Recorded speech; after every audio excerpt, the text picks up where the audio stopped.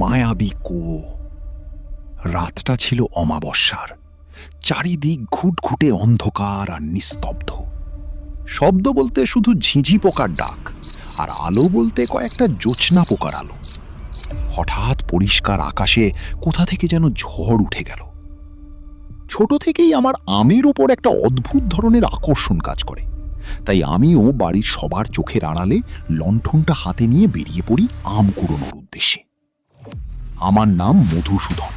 গ্রামের সবাই ভালোবেসে ডাকে মধু। বাড়িটা আমার তালদিঘি গ্রামে। আমার বাবা একজন সামান্য কৃষক। কোনোভাবে চাষবাস করে আমাদের ঘর চলে। আমার বাবারা 4 ভাই, তাদের মধ্যে আমার বাবা সবচেয়ে বড়। আমাদের বিশাল একটা বাড়ি আছে। বাবার মুখে শুনেছি আমরা নাকি আগে জমিদার ছিলাম। প্রায় আমাদের 400 বিঘে জমি ছিল। কিন্তু আমার যে দাদুর বাবা, তিনি নেশা করে আর মেয়েদের পেছনে টাকা ঢেলে সব জমি বিক্রি করে দিয়ে চলে গেছে। এখন আমাদের জমি বলতে প্রায় 100 বিঘে। সেটাই আমার বাবা আর 3 কাকু মিলে চাষ করে সংসার চালান। আমরা খুড়তুতো ভাই বোন বলতে 6 জন, কিন্তু আমি আমার বাবা মায়ের শখের একমাত্র সন্তান। আমার কাছের ভাই বলতে গোবিন্দ, আমার মেজ কাকুর ছেলে। ওর সাথেই আমার ওঠা বসা। আমার বয়স এখন 14 বছর আর গোবিন্দর 12। আমার সমস্ত কাজের একমাত্র সঙ্গীও গোবিন্দ। আমরা দুজনেই ছোট থেকেই খুব ধুরন্ধর। আমাদের দুজনকে একসাথে দেখতে পাওয়া মানেই আমরা কিছু না কিছু কাণ্ড ঘটাবো। বাড়িতেও আমরা এক দণ্ড স্থির থাকি না, তাই বাড়ির লোক আমাদেরকে একসাথে মিশতে দেয় না। এবার মূল কাহিনীতে ফেরা যাক। দিনটা ছিল অমাবস্যা, কারণ আমাদের বাড়িতে পূর্ণিমা আর অমাবস্যার দিন পুজো দেওয়া হয় ঠাকুরের কাছে গৃহস্থের মঙ্গলের জন্য। সকালে যখন বাড়িতে পুজো হচ্ছিল, আমি মাকে জিজ্ঞাসা করেছিলাম, এটা কিসের পুজো মা? মা উত্তরে বলেছিল, আজ প্রীতিক অমাবস্যা। বছরে এই অমাবস্যা একবারই আসে। আজ ভুল করেও কাউকে বাড়ি থেকে সন্ধ্যার পরে বেরানো উচিত না। আমি কথাটা হেঁয়ালি ভেবে উড়িয়ে দিলাম। আমি ভাবলাম মা হয়তো আমাকে ভয় দেখানোর জন্য এরকম বলল, তাই আমি কথাটাই এত কান দিইনি। সারাটা দিন বেশ ভালোভাবেই কেটে গেল। দেখতে দেখতে সন্ধে নেমে আসলো। আমি তখন হ্যারিকেন জেলে পড়তে বসেছি। জানি না কেন আজকে কিছুতেই আমার পড়ায় মন বসছে না। তাই আমি কিছুক্ষণ পড়ার নাটক করে বইটা গুছিয়ে উঠে পড়ি। মা তখন রান্নাঘরে রুটি করছে উনুনে, আর ছোট কাকি রুটিগুলো বেলে দিচ্ছেন চাকিতে। আমি মাকে মিথ্যে বললাম যে আমার মাথাটা যন্ত্রণা করছে আর পড়তে পারছি না। মা কিছু না বলে কাজ করতে থাকলেন। তার মুখটা দেখে বোঝা যাচ্ছে যে তিনি আমার শয়তানি ধরে ফেলছেন। তারপর আমি রান্নাঘর থেকে এসে ঘরে জানালার বাইরের দিকে তাকিয়ে বসে আছি, আমাদের বাড়ির পাশের পুকুর পাড়ের নারকেল গাছের দিকে তাকিয়ে তাকিয়ে থেকে আমি যেন কোনো একটা চিন্তায় ডুবে গিয়েছি। কিন্তু কি চিন্তা করছি সেটা নিজেও জানি না। তারপর নিচ থেকে ডাক আসলো, মধু খাবি যে, নেমে আয়। আমি ধীর পেরিয়ে উঠে ছুটে সিঁড়ি দিয়ে নেমে যাই।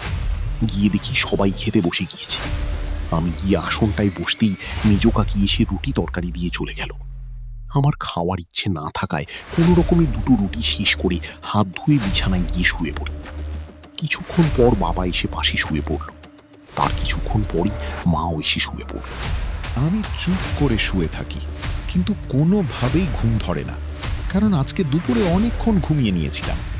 তাই আমি জানালার বাইরের দিকে তাকিয়ে থাকি। এমনিতেই আজ অমাবস্যা, আকাশ পুরো অন্ধকার। তার উপর হঠাৎ করে কোথা থেকে যেন মেঘ এসে আকাশটাকে আরো কালো করে দিল। তারপর হঠাৎ ঝড় শুরু হয়ে গেল। আমি চুপি চুপি খাট থেকে উঠে গিয়ে বারান্দার রেলিংয়ের কাছে গিয়ে আমাদের বাগানের আম গাছের দিকে তাকালাম। মনে হচ্ছে ঝড়ই যেন আম গাছটাকে মাটিতে ছুঁয়ে আবার তুলে দিচ্ছে। আমি মনে মনে ভাবলাম, নিশ্চয়ই এই ঝড়ে অনেক আম পড়বে। ঝড়টা একটু থামলেই আমি গোপনে গিয়ে আমগুলো কুড়িয়ে নিয়ে চলে আসব, কারণ বাবা মা জানতে পারলে আমাকে কোনোভাবেই রাতে আম গাছের কাছে যেতে দেবে না, আর নিজেরাও যাবে না। কাল ভোরে পাড়ার সব ছেলেপুলে এসে আমগুলো কুড়িয়ে নিয়ে চলে যাবে। কথাটা ভাবা শেষ হতে না হতেই ঝড় থেমে গেল। আমি আর দেরি না করে গোপনের লণ্ঠনটা নিয়ে দরজাটা খুলে বেরিয়ে পড়লাম। তারপর হাঁটতে শুরু করলাম আম গাছটার উদ্দেশ্যে। প্রথমে আমার একটু ভয় ভয় লাগছিল, কিন্তু যতই হোক আমের লোভ কি আর সামলানো যায়? আমি লণ্ঠনটা নিয়ে গাছটার কাছে পৌঁছতেই দেখি মাটিতে প্রায় কয়েকশো আম পড়ে আছে। আমি লণ্ঠনটা গাছের কাছে একটা কুয়োর ওপর রেখে দিয়ে আমগুলো এক কাছে জমা করতে থাকি। প্রায় 30 মিনিট ধরে আমি সব আমগুলো এক কাছে জমা করতে সক্ষম হয়ে উঠি। কিন্তু আমগুলো নিয়ে যাব কিভাবে সেটাই আমি ভেবে উঠতে পারছিলাম না। তখনই আমার চোখ পড়ে কুয়োর ওপর পড়ে থাকা একটা বস্তার ওপর। আমি বস্তাটা নিয়ে এসে তার মধ্যে সব আমগুলো ঢুকিয়ে নিই। তারপর আমি কুয়োর কাছে গিয়ে লণ্ঠনটা আনতে যেতেই একটা কথা আমার কানে আসলো, একবার আমার দিকে তাকিয়ে দেখ। আমি প্রশ্ন করলাম, কি? তখন কুয়োর মধ্যে থেকে আওয়াজ আসলো, আমি তোমার মতোই একটা ছেলে। আমিও আম খেতে খুব ভালোবাসি। আমার কাছে অনেক আম আছে। আমি এই কুয়োর মধ্যে আছি। আমি সারা দিনে অনেক আম কুড়িয়েছি। আমি কথাটা শুনেই কুয়োর দিকে তাকাতে যাব, সেই মুহূর্তেই পেছন থেকে কেউ যেন একটা আমার হাতটা টেনে ধরলো। আমি পেছন ফিরে তাকাতেই দেখি বাবা আমার হাতটা টেনে ধরেছে। বাবার হাতে একটা লাঠি।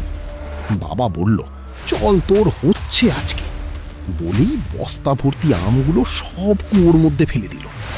বাবা আমাকে টেনে নিয়ে যেতে যেতে বলতে আরম্ভ করলো, তুই জানিস আজকে তোর প্রাণটা চলে যেত। এইগুলো সবই ওই পেতনির মায়া।